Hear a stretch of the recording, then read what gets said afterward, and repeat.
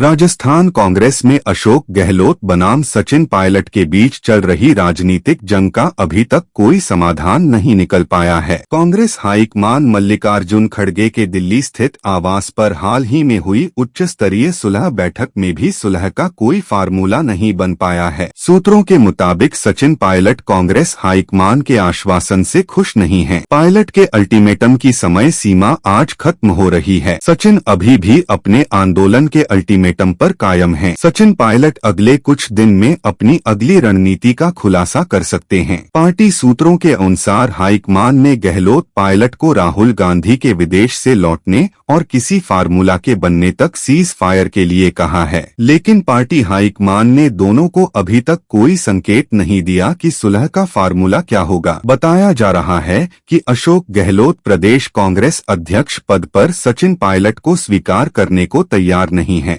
राहुल गांधी ने विदेश जाने से पहले गहलोत पायलट दोनों से अलग अलग 2 घंटे मुलाकात की। उसमें राहुल गांधी ने सिर्फ दोनों को सुना, लेकिन दोनों के साथ संयुक्त बैठक नहीं की। पायलट ने राहुल के सामने 2020 में हुए विवाद को सुलझाने के लिए बनी कमेटी के सुझाव का मुद्दा उठाया। पायलट ने गहलोत गुट की ओर से पिछले साल सितंबर में की गई बगावत के बाद 3 मंत्रियों के खिलाफ अब तक कार्रवाई नहीं करने का भी मुद्दा उठाया। इसके साथ ही अपनी 3 मांगों के बारे में भी राहुल गांधी को बताया। दूसरी तरफ गहलोत ने राहुल गांधी से कहा कि चुनाव तक विवाद खड़े न हो, शांति बने रहे, तभी चुनाव जीतेंगे। सचिन पायलट आज टोंक जाएंगे। फिलहाल पायलट अपनी तीनों मांगों के समाधान के अल्टीमेटम पर कायम हैं। पायलट की इन 3 मांगों में राजस्थान में पेपर लीक केस से प्रभावित छात्रों को मुआवजा देने, राजस्थान लोक सेवा आयोग के सदस्यों की नियुक्ति योग्यता के आधार पर करने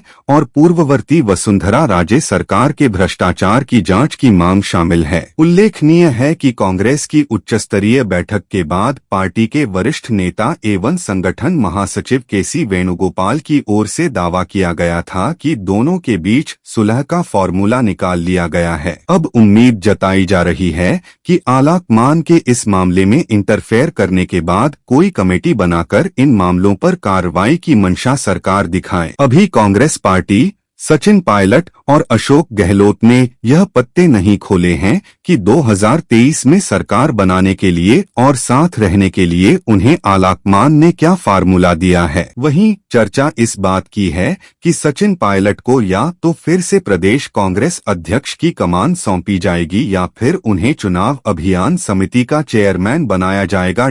सत्ता और संगठन में बदलाव, अगर पायलट को फिर से प्रदेश कांग्रेस कमेटी का अध्यक्ष बनाया गया तो उनके साथ 3 या 4 कार्यकारी अध्यक्ष भी बनाए जाएंगे। अगर ऐसा होता है तो फिर गोविंद डोटासरा को उपमुख्यमंत्री बनाना होगा। अगर डोटासरा उपमुख्यमंत्री बनते हैं तो मुख्यमंत्री अशोक गहलोत को कैबिनेट में फेरबदल करना होगा और इस बार अगर कैबिनेट फेरबदल हुआ तो फिर उसमें कई नए और पुराने चेहरों को कैबिनेट में शामिल किया जाएगा। ऐसे में आने वाले कुछ दिन राजस्थान कांग्रेस के लिए काफी महत्वपूर्ण हैं, क्योंकि सत्ता और संगठन में कई बदलाव इन्हीं दिनों में हो सकते हैं।